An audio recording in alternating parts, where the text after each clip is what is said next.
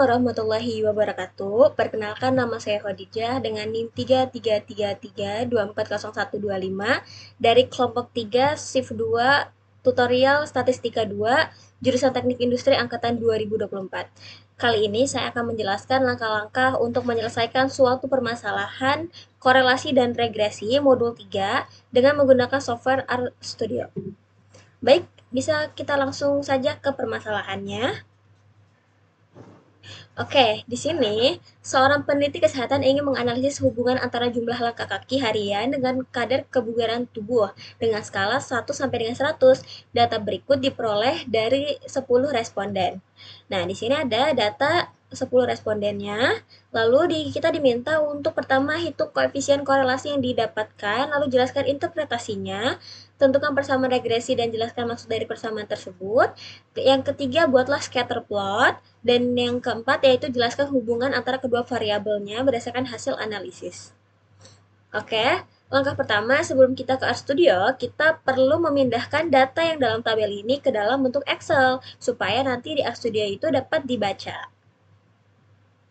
Ya, jadi kurang lebih seperti ini, kita bikin dulu tabelnya di Microsoft Excel.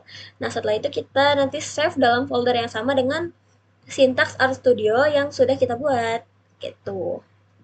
Oke. Nah, di sini sudah ada sintaks RStudionya yang dimana sudah disimpan dalam satu folder yang sama.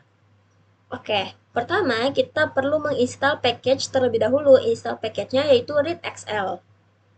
Di sini kita bisa make sure terlebih dahulu apakah readxl sudah tercentang atau belum. Kita bisa searching.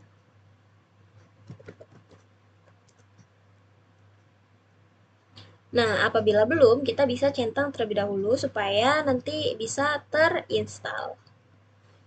Oke, bisa kita mulai.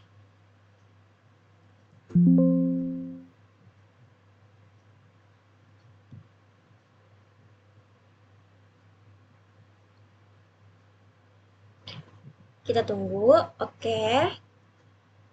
Sudah bisa. Lalu kita input datanya yang sesuai dengan Excel tadi.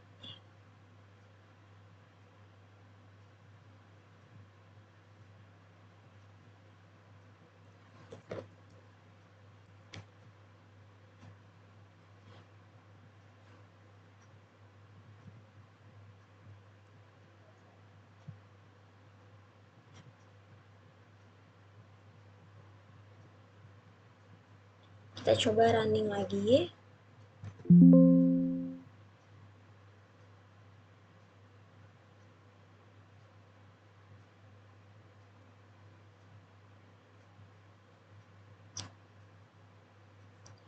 Oke, baik, sudah terbaca ya teman-teman.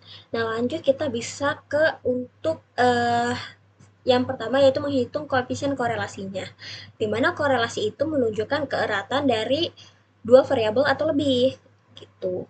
Nah, di sini kita masukkan data frame, terus untuk X-nya itu langkah kaki dan Y-nya itu adalah skor kebugarannya. Nah, di sini kita pakai kode korelasi tes. Nah, di sini kita bisa lihat hasilnya adalah